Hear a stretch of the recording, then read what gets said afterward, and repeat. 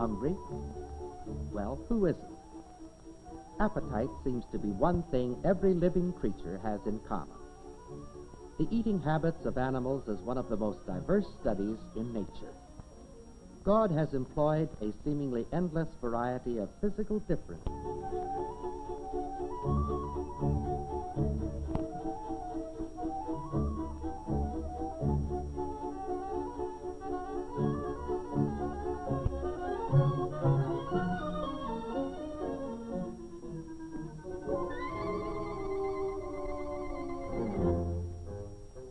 The jungle is full of strange animals with odd eating habits.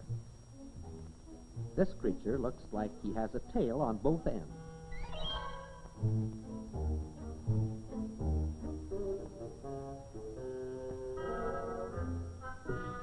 It's an anteater.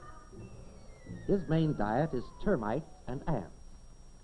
His long, razor-sharp claws are a hindrance to walking, but just the tool he needs for tearing open old stump trunks loaded with termites.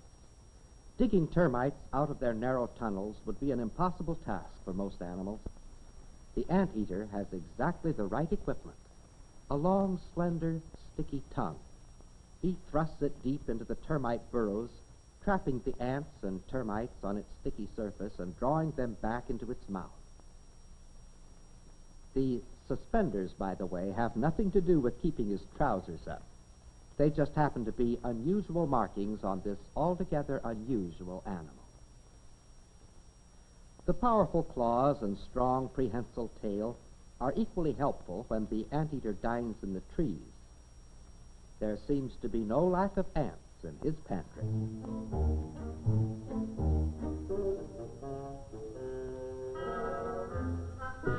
The anteater, equipped in a remarkable way to live exclusively on insects.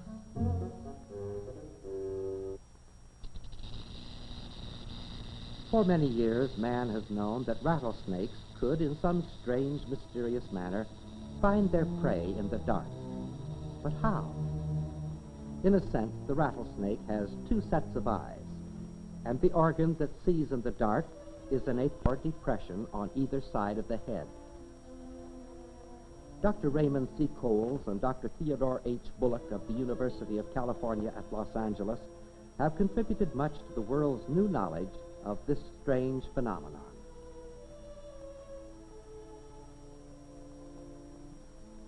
The method employed in obtaining this information is a unique and interesting experiment. Dr. Coles milks the rattler of its venom. Dr. Bullock anesthetizes the reptile. The snake is blindfolded, depriving him of sight in the realm of visible light. Platinum electrodes are connected to the nerves coming from the pit organ so that the tiny signals flashed from the organ to the snake's brain can be intercepted. These signals are amplified so that they may be heard on a loudspeaker or recorded on a graph recorder. And now for the test. The snake is obviously excited by the human hand. A warm-blooded animal has crossed its path. The snake can see the invisible infrared rays from the heat of a human hand. An ice cube is of little interest to the rattler. Why? Well, an animal that cold would be dead. Lighting a match in front of the snake is like turning on a searchlight of infrared rays. The recorder shows a sudden violent reaction. A piece of special heat-absorbing glass cuts off the rays, and the snake's reaction stops.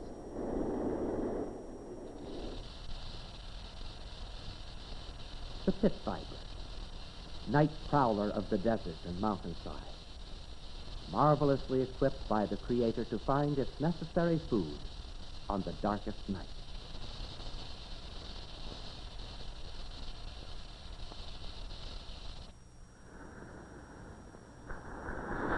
The ocean is a veritable sea soup. The abundance of microscopic plant and animal life is quite beyond measure. There are a number of creatures in the ocean very well fitted for straining seawater of its microscopic inhabitants. One of these is the barnacle. It is found on rocks along the shore and on wharf pilings in prodigious numbers. They remain permanently fixed in one place, fastened by means of a leathery stalk called a gooseneck. But the main part of its body is encased in a protective shell. When the barnacle is covered by the rising tide, the shell pops open, and the legs of the animal, looking like feathered ostrich plumes, are thrust out to trap tiny plants and animals. These invisible creatures are strained from the water by the feather-like fish net. When the legs, called cirri, are drawn back into the shell, the captured food is carried deep inside to its mouth. One zoologist described the barnacle as an animal that stands on its head and kicks food into its mouth with its feet.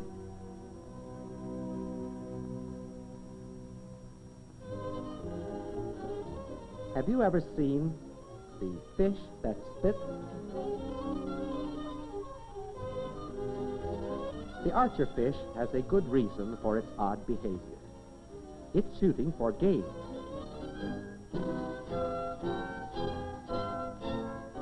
A stream of water is shot from the fish's mouth like a bullet. The prey is stunned by the force of the water and drops to the surface below. The spitting fish seldom misses the target. The archerfish has an unusual problem, the very serious one of refraction. Because the fish is under the water, he sees the insect where it isn't. Have you ever tried to shoot fish? If you have, you know it's practically impossible. For a fish to make all these split-second computations necessary to hit the target would seem utterly fantastic, wouldn't it? But the archerfish does it, time and time again. Marksmanship we cannot attribute to its own reason or intelligence. Again, our little creature has been endowed by the Creator with an innate skill for obtaining food that would be completely out of its reach.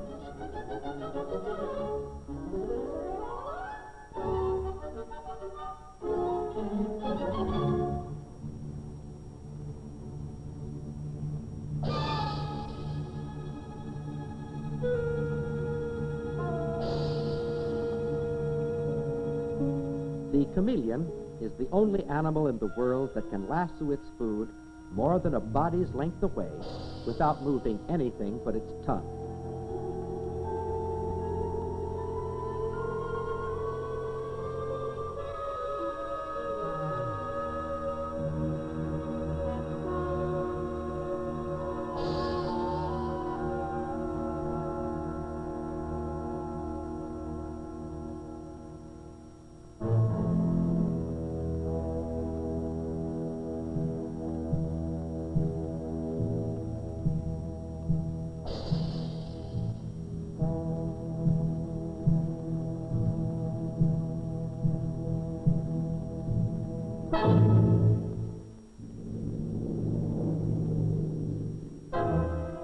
The eyes are another example of unusual equipment.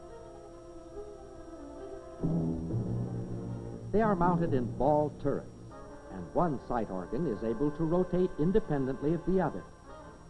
While one eye is searching for an enemy, the other eye is searching for a bite to eat. When the tasty prey is sighted, the eyes work in unison, probably to improve the aim of the tongue.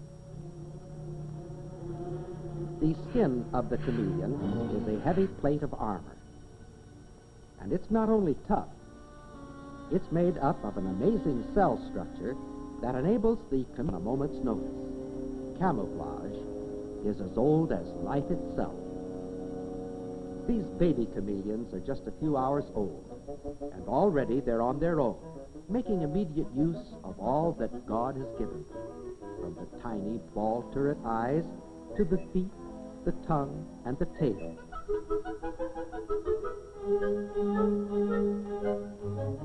Imagine something like this happening to you when you were just a few hours old. To the chameleon, it's all a part of this wonderful new life. No formulas or bottles are necessary. When the tiny reptile feels the need for sustenance, he simply helps himself. A grasshopper is a giant compared to the baby chameleon, but the little fellows show no fear. Perhaps they realize that someday a grasshopper will be nothing more than a bite to eat.